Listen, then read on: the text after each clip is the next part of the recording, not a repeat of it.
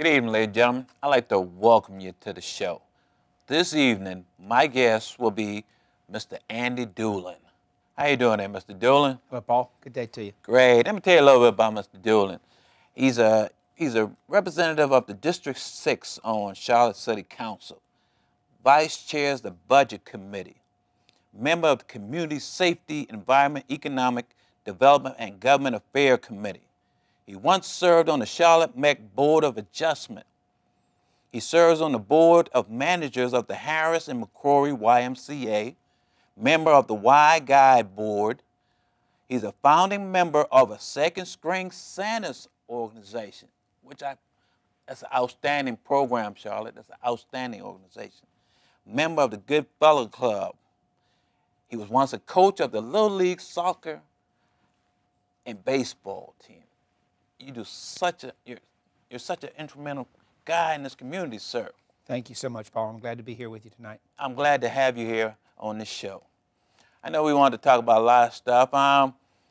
First of all, the community safety. I know that's one of the biggest things. I know you're on the committee and stuff like that. Why did you decide to go on the community safety committee? Well, once you get elected, and I've been elected now and served under two mayors, Mayor McCrory, and of course now we have Mayor Anthony Fox. Correct. We get together with the mayor as council members and talk to the mayors about what our interests are. And one of my interests, of course, when I first got elected in 2005, was our community safety and trying to blanket Charlotte with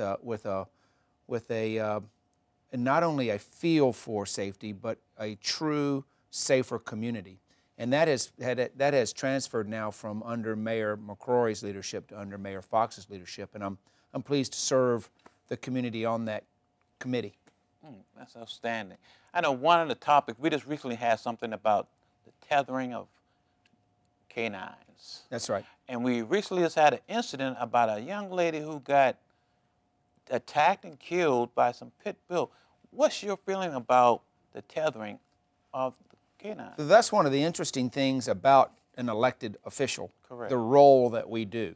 Because we really don't know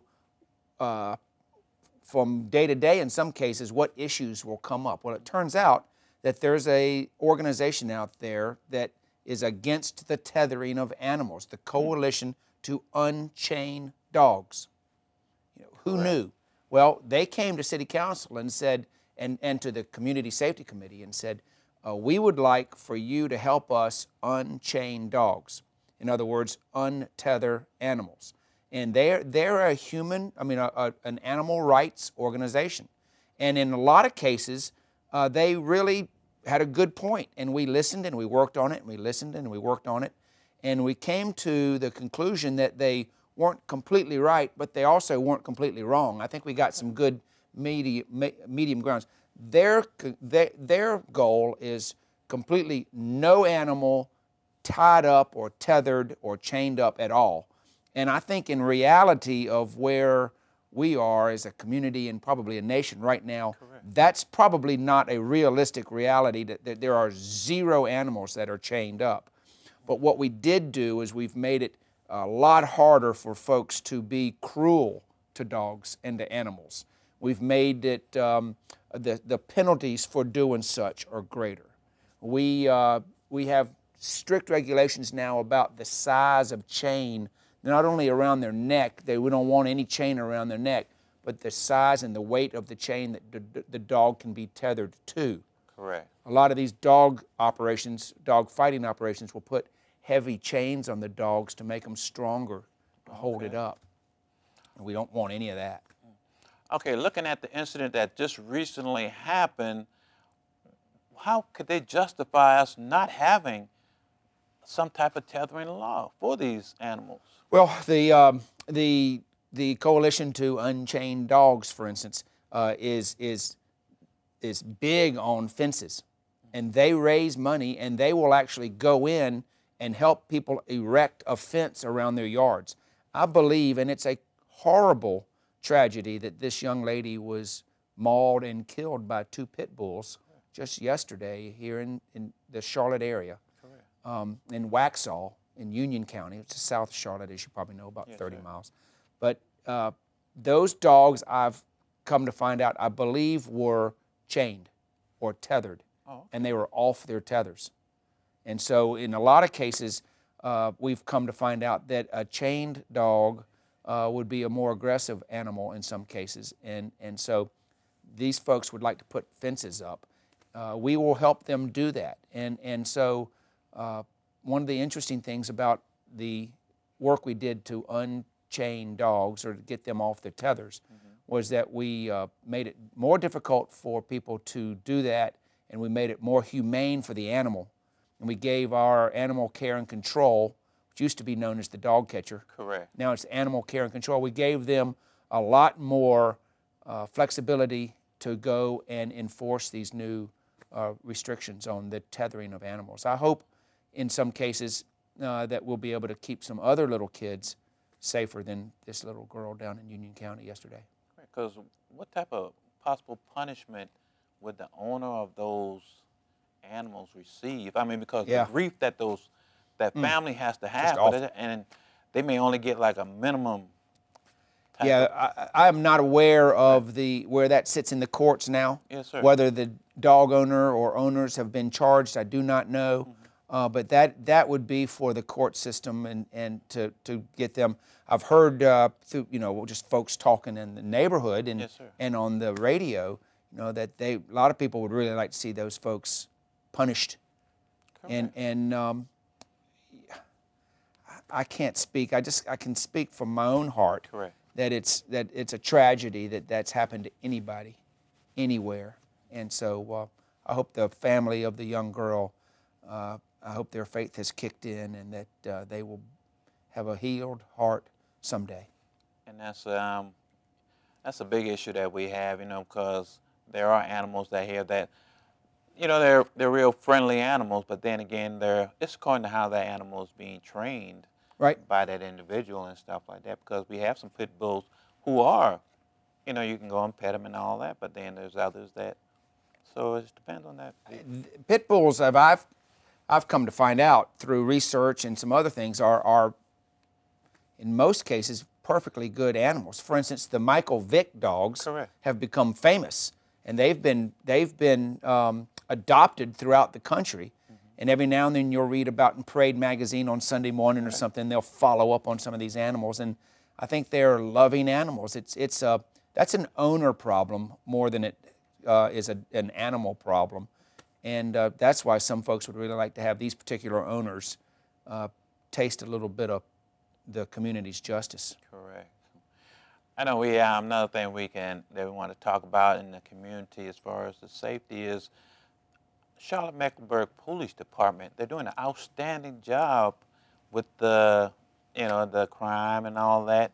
How do you feel about that as far as the stimulus, the funding going on right now? Thank you. We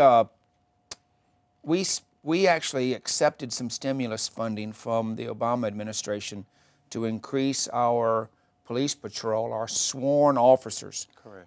We had, in one particular budget a couple of years ago, we had an area we were able to hire between 60 and 75. With the stimulus dollars over the course of several years, we were able to hire 135. We can't roll 135 on in 1 year. You have to train them in classes of about 32 to 34. Okay. But they're now rolling on to into service for the community. We're paying for those officers for 3 years with the stimulus money, and then that drops off. And one of the reasons why Charlotte City government and the Charlotte City Council has been able to not have property tax increases, and we're running pretty well where we need to be, is because we plan ahead. Correct. And with Kurt Walton, the city manager's leadership, we've been able to put money aside over the last 3 years on a rolling basis so that when the stimulus money runs out in about 2012, we'll have monies set aside so that we can continue having those officers on the beat in our community. Well, that's very important that we have that type of assistance from those officers. Yeah, I mean, you hire a police officer, you can't just put that guy or lady out on the street. Correct. They have to be trained, they have to be equipped, they get a car, You know, I mean, so forth. You know, it's not, you just don't go and hire somebody and say you're ready to go. So it's not a very quick process. It's a process that needs to take time so that they're seasoned enough so that they can go out and protect us and serve us well, and they're spokespeople for the community. Oh, okay. You know, I mean, I'm sure you do the same thing I do with my kids. I say, look, every opportunity you get to thank somebody that's wearing the blue uniform, you go up and you thank them. Yes, sir. You know, I mean, they really are. You hear the old term, Charlotte's finest. But in most cases, except for some bad apples every now and then, which happens everywhere, the men and women in blue are Charlotte's finest.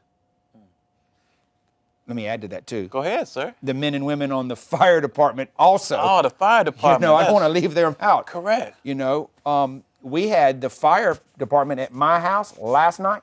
Oh, okay. I got home from a meeting a little bit after 9 o'clock at night, and there was a smell in my home. Correct. And I didn't know whether it was toxic or not, and I didn't want to go to bed without having somebody check it. So I called 911, and I said, look, this is not an emergency. This is not life-threatening. Please tell them not to have the sirens on. You know, I just didn't want to alert anybody or make anybody worried. And sure enough, I'm sure they have some restrictions in here. You could hear the sirens coming, and they shut it off, and the guys came in with their readers, and it wasn't toxic. We had smoke detectors. We went into the attic. We went under the house. As it turns out, there was a little piece of plastic under the house that had either gotten blown up or was leaning on to a heat duct. Yes, sir. And the plastic was smoldering a little bit. So we've gotten that fixed. But literally just last night at my home, the fire department came, and they were so nice. You know, I kept saying, I'm sorry, I didn't mean to get you away. This is not important. And to a man, and there weren't any women on that crew, but every man that came to my house last night, there were 5 of them, said, oh, no, sir. You know, and I didn't say, hey, this is Andy Dulin on City Council. Correct. You know, they would have done that to anybody's house in the city of Charlotte. And I was really proud of them. And being a member of the City Council and also a member of this community, how did that make you feel, knowing that they responded the way that they did? And, you know what I'm saying, because they do that to everybody. They do it to everybody. Everybody. They do it to everybody, and whether it's the fire or the police. Correct. If you apologize to them for something, they go, oh no, that's our job, please call us. And of course we get isolated incidents where somebody's not polite or somebody, you know, that is so rare. We've got roughly 1,600 sworn police officers and roughly 1,600 sworn firemen and women. Correct. And I think they're the finest we have. And they really deserve a round of applause and a round of thanks and a slap on the back every time we can get out there and say hello to them. Yes, sir. Another issue that we have is we saw a lot of snow going on in our area, and the de-icing. I think the roads were pretty well kept.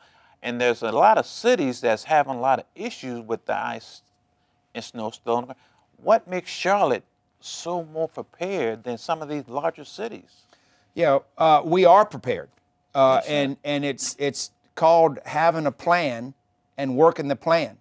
Yes, sir. And then a big component of that is being able to fund the plan. I mean, we put money away every year for contingencies. Snow and ice removal is a big-time contingencies. Correct. We have dump trucks that we have the ability to hook a snowplow on the front of these dump trucks. Well, way back in the fall, those dump truck operators are out at the site where we keep this stuff. They're practicing putting those plows on and taking those plows off and driving their truck with the plow. You put a big snowplow on the front of a truck, the whole thing reacts differently. Correct. Those men and women practice that. I mean, it's a plan. And they, you know, I wouldn't exactly say going out and driving a dump truck around a practice facility is a hard day's work, but it's work. Correct. And it's mentally hard. And so I take that back. It is a hard day's work. I'm sorry, and it's stressful. And they do it all year, all night long, 24 hours a day. But they plan and they work on it, and it's their job. And whether it's fire or police, the dump truck drivers, the guys that come and pick up our trash. Correct. almost every single one of those, if you say thank you, they'll all say, well, we're glad to have a job. We're glad to do it. We love our job.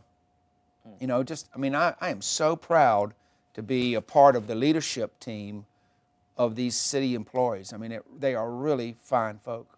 They are. And getting back with the de-icing of the roads and stuff like that, it made such a, and I know it's a safety issue and stuff like that, and the way that they handled it and the way that they got the roads so that people were able to use them and to minimize the amount of accidents, especially for a city like Charlotte, because I guess we're not used to having snow on a regular basis. So that was really, it's awesome how they do it. Yeah, well, thank you for getting me back on point with that, too.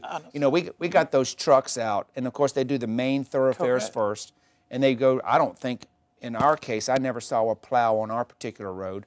I know they do some secondary roads, but most of that stuff, in a big storm like this, and as you know, the snow is one thing, but then that next day when the freezing rain comes and everything just goes ice, that's when it's tricky. And one reason I think that the accidents might have been down this particular event was that folks did a good job of staying home. Correct. You know, I know Kathy and I were not out about. You know, our kids were on the foot if they needed to go somewhere. And if with computers now and cell phones, everybody can pretty much work from home. Why is it important? I know they make that type of announcements on the news and on the radio, and they constantly say it. Why is it so vital that they take heed to this warning and stay off the roads and allow the individuals to do what they're supposed to do? And why is it so vital for that to happen? Well, it's important. Number one is for their own personal safety. I mean, everybody has to take responsibility, number one, for themselves and their family. Correct. You know, we tell people all the time, I'll get back to the snow and ice, but we tell people every night that you have to lock your car every night. You have to make sure your garage is locked every night because the bad guys are going to be out there looking around. Correct. You know, so if you have to take personal responsibility. Same thing in a snow event when you're driving around. People have to take responsibility. If they're going to go out, then they've got a higher opportunity to have some sort of accident in their car. Those things just slow up the emergency response for everybody. What if a lady has a heart attack, you know, and the road's clogged because cars are stuck? You know, I think it's just good for folks, if they can, to stay home. Another topic that I want to talk to you about is, I know you do a lot for the community, and I really appreciate that. I know you've been on my previous show, and you know, Mr. John Jennings, Favor Ministry, and you're really involved in these type of programs. What makes Andy Dulin so passionate about those type? Well, I tell you, Paul, when you bring up a fellow like Elder John Jennings and Favor Ministries, you really hit a sweet spot in my heart. You know, in my case, and I've met John Jennings almost by chance. And then I've become involved with his ministry where he ministers to men coming out of prison. And he says, you know, we're saving the world one soul at a time. I mean, if he can get a man who's been incarcerated, bring him back to Charlotte, show him that people do love him and the world's not bad, give him some nice clothes, help him get a job, then that's one fellow that we don't have to worry about going back to incarceration. Correct. You know, and so that's an area where I've just been drawn because of the leadership from John Jennings. You know, and there's other areas like that that I have found. I think it's easy for people out in our community to find an area where they are not only touched themselves, but they can go out and touch somebody else. You know, you can find an area like that through the United Way or through your local YMCA. Gosh knows every church on every corner in Charlotte, and every corner has a church in Charlotte, it seems, and that's a good thing. Every one of those churches has the opportunity for somebody to walk in the front door and say, I'm here, what can I do to help? You know, we have mentoring programs for underprivileged kids, mostly African American, to play golf at Renaissance Park. The county commission has it. There's a program called First Tee, where they literally are teaching kids from the hood how to play golf. And a kid who is used to being in and around people in a crowded neighborhood, to get that child out walking through the beautiful fairway of a golf course and to find out that life is pretty good out there if you just take the time to get outside. That's a neat thing that the First Tee's doing. There's folks that go over there. I recommended to a gentleman I met one time. He said, I'm a pretty good golfer. I said, why don't you go to the First Tee on Remount Road? They just built a new facility. Okay, yes, sir. Walk in the front door and introduce yourself and say you'd like to help. And that man did that. So he's a volunteer over there now. I mean, there's a place for everybody to volunteer. You take a kid and teach him how to play golf, or teach him to throw a Frisbee, or teach that kid to help somebody else. You've taken a kid that we're not going to have to worry about incarceration later in life.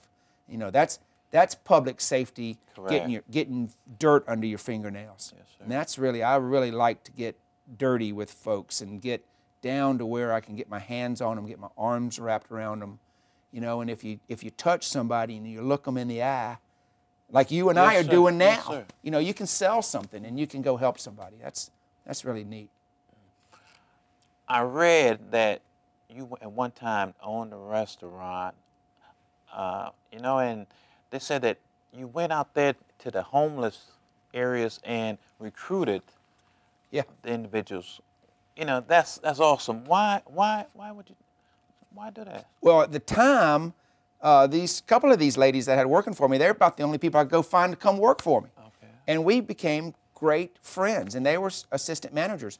I had another lady that was an assistant manager. She literally was out of a halfway house because she was a bank robber. Now that lady, not only, she messed up, and when you're coming from a halfway house to work, you're not supposed to have any communications with your old group. Correct. And she had communications with her old boyfriend, and I turned her in. She went back to prison for a year. She came out, came right back to work for me. And she has gone and put herself through CPCC accounting school. She now has a job as an accountant for a paycheck company. Her son has graduated from Olympic High School, and she owns a home. And she keeps up with me. We're still just great friends. And I'm the guy that sent her back to prison. But she thanks me for that because I helped her get straight. You're a blessing. Well, she's a blessing, and these other ladies are a blessing too. And there's a lot of people out here in our community that's looking for that, just for somebody to tell them, well done. Tell them to give them that opportunity to make it. Well, and these ladies too, they were coming out of bad situations. They didn't want everything handed to them. Correct. And most people in this community, they don't need a ladder. They just need somebody to reach their hand down just a little bit and give them a tug, you know. And if those ladies went out and they've worked for it and gotten it themselves, particularly my friend who's now the accountant with a home, kids graduated from high school, you know, she went out and did that with the sweat of her own brow. And that's pretty neat. And I know she looks back, you know, and she, every day she looks back and sees, you know, can remember you giving her the opportunity. And it has to be a good feeling inside for her to know that, you know what I'm saying, Mr. Dulin, he opened his arms out and he didn't judge me for my past. He gave me an opportunity to show that I can change. Well, I tell you, I was in the Walmart shopping a couple of months ago over on Eastway. Correct. And I was in the checkout line, and I looked up at the lady, and the lady looked up at me, and I looked up at her, and she looked up at me, and it was one of these gals. Correct. And the world just stopped for about 60 seconds while she ran around the counter, and I ran around the corner, and we just hugged each other and jumped up and down. I mean, it really is a opportunity to make friends. Correct. You know, this gal loves me and I love her back, you know, and we worked together for a number of years while I owned the restaurant. I don't own it anymore. Correct. But it was really neat. I mean, she hadn't changed a bit. She was still working hard, taking care of she and her husband and her son, you know, so. And that's, you know, Mr. Dulin, you know what I'm saying, it's just little things like that we take for granted. that we take for granted. You know, one more program. We got about 3 minutes left. I know your second screen Santa program. Tell us a little bit about that, because I know that's you have a lot to do with that. Well, that's dear to me too. This is now 23 or 24 years ago. Some friends and I got together. We wanted to have a Christmas charity that met one time a year for a big Christmas party where people brought gifts for kids. And so it in its essence is still a one-time-a-year gathering where people bring gifts. We now ask for money at the door too. So this year, for instance, they collected about 3,200 toys and about $40,000. That was then taken in to buy more toys with. Yes, sir. The Department of Social Services is a, they really rely heavily on this group, the Second String Santas. And I tell you, one of the wonderful things for me and that group is that now, after all these years, I'm no longer on the committee. I don't go to the committee meetings. There's young people are now running it, and you know, and it rotates to people year after year. And now when I go on that December night, it's usually a Tuesday in early December, I have to go introduce myself to everybody, you know, and they remember me as Andy. They know of me as Andy Dulin, who started the Second String Santas with these other men. But they're young folk now running it, and it has moved on without us, which means we've created something that will last. Correct. And so, with us or without us, I know that the Second String Santas are going to get together every year and raise toys for the children, and that's a big deal. Mr. Dulin, we're running out of time. I really appreciate you coming on the show and this educating the community, because you're an outstanding individual, and the things that you do for the Charlotte community is, you know, it's awesome. Thank you. And anytime you want to come back on the show, I mean, I just really appreciate you coming. Anytime you come on the show and just talk to us about just educating the community, you know, and if you had a word that you wanted to say to the community, what would you say? Hopeful. Let's just keep moving forward and be hopeful for the future. Of course, that's not one word. No. Week, my guest will be Mr. Lionel Cornelius. He's he has an entertainment company president, and he's another example of some of the individuals we have in our community that's a blessing. So until we meet again, thank you for watching the show. Thank you.